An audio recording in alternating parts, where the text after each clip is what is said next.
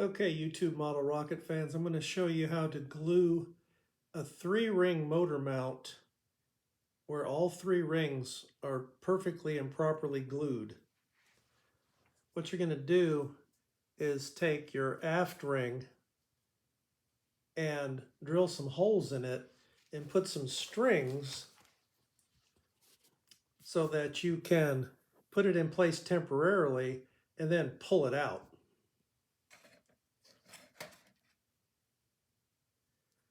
So let's look at this other rocket tube here.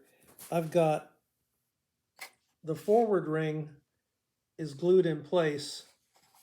I made a mess with my epoxy, but anyway, that's glued in place. Then what you'll do is you'll go up in your tube at the point where this ring is going to fit and use a dowel and smear some epoxy around inside of there, and then take your motor mount assembly and push it in there, and you'll have this aft ring back here in the back with the strings on it, like I showed on the other one here, this paper one. It's got the strings on it. And so you glue that forwardmost ring up in there, and you use this back ring to hold the motor mount tube concentric inside the tube. After that front ring dries, you come back and you come in from the aft side here and smear the glue where the second ring is going to go. And then you take the second ring and push it up into the glue and use your aft ring with the strings on it. Where is it? Just in place back here until the middle ring glue dries. So now you've got the forward ring, the middle ring, and now you can pull the aft ring out and actually leave the aft ring in and glue in your fins. Glue them in. And then take the aft ring out, and now you can go in there and fillet the fin to the body tube and the fin to the engine tube. So you've got fillets on the outside, fillets on the inside, and fillets on the motor mount tube. Then after you get all those fillets all done, if you want to, you can put in a rail button. And then when all of that is done, you can come back and glue in your aft tube. Take the strings out, of course. You have to be careful with all your measurements, that you get the glue properly situated inside the body tube. You want to make sure you know how far in you want to put the engine tube in case you're going to glue a retainer on there. So you have to be careful with all your measurements and dry fit. And dry fit all your rings onto the engine tube and inside the body tube before you start playing around with the glue. You want to make sure these rings will slide in there easily. So that's an easy way to make sure that if you're using 3 rings, you get the middle ring and the forward ring glued in there really well. Glue your fins on, make your fillets, and then put your aft ring in by making a removable aft ring to keep your engine tube centered while you're gluing in your middle and forward rings. I showed something like this on a previous video, but I wasn't talking about using this trick to get that middle ring glued in there real well.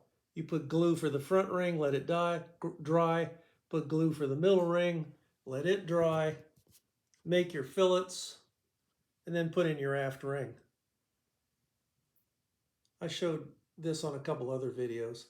And again, I'll give credit to Apogee Rockets because they're the ones who posted this Tim Van Milligan posted this trick. So now you can see I've got my rail button glued in there, rail button base, after putting in the forward and center rings.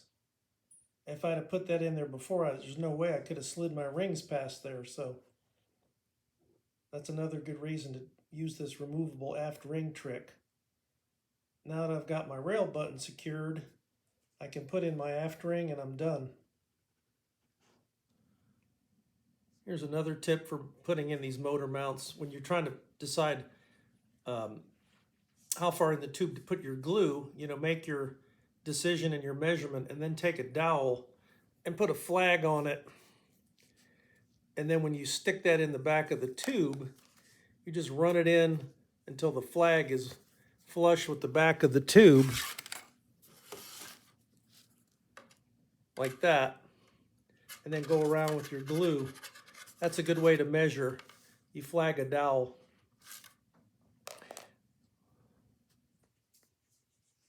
One last tip when you're doing this kind of thing, be careful you don't get any glue in this area right here while you're doing all this other gluing, because if you get glue right in this area, you won't be able to slide your aft ring. It'll be blocked by a glob of glue. So be super careful you don't get any glue here. You could even mask this off with tape inside of here if you wanted to. I showed that on the other video, but you want to be able to slide that ring right up against the base of your fins. And if you've got glue in this tube, because you were sloppy putting your fillets, you're going to regret that. So be careful about that. So here's the finished product. I got the aft ring in place. I had set the tube distance so that my retainer would fit on there properly and not interfere with the ring. I got my rail button installed there. It worked out beautifully. The other tip I have here, when you're going to put your second ring in place, after you've already glued in your frontmost ring, you're ready to put your second ring in place, and you need to push it up. Well, of course, before you put the ring on, you reach up in there with your dowel and spread your glue. Then you put your ring there. And to push it in place, I just use a paper towel tube because it's bigger in diameter than the engine tube and smaller in diameter than the body tube. And that's how I pushed it in. And again, I marked the distance on my paper towel tube. I didn't use this roll, I used a tube. But I marked the distance with a pencil mark and pushed it in until the pencil mark was flush with the end of the tube. That's how I got the distance for the secondary ring.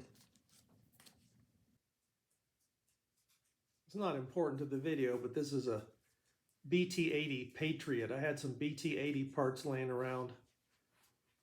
So I got a picture of a Patriot and copied off all the dimensions, the ratios of the fin sizes relative to the body tube size, and I just scaled the fins to fit a BT80 tube. So that's a BT80 Patriot.